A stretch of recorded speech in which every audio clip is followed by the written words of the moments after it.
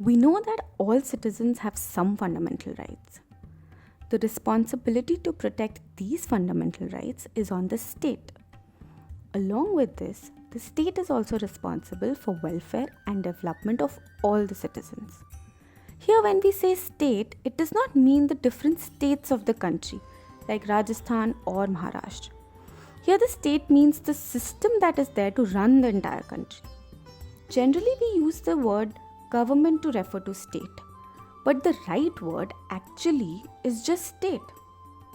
There are three organs of the state: legislature, executive, and judiciary. Legislature makes and amends the laws. Executive does the implementation, and judiciary is there to do the interpretation of the constitution and laws, and in case of difference of opinion, give judgments based on these laws. All three organs have different roles and responsibilities. This system is at both the levels, at central level as well as at the level of states. Legislature at the central level includes parliament, and at state level includes state assembly. It includes all those whom we elect as our representatives.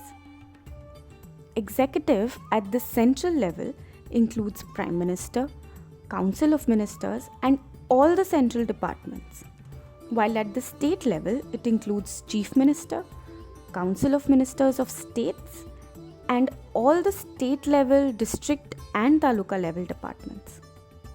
Judiciary includes Supreme Court at the central level, and at state level includes high courts and district courts. One important thing is that in our country there is a structure at the third level as well.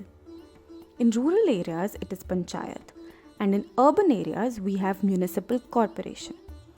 These have been given certain powers of all the three organs, so that they are able to effectively work at ground level. In this manner, panchayat and municipal corporations are also a part of the state. Constitution has ensured that the responsibilities and powers of the state are distributed in such a manner that they are able to work together and also keep a check on each other.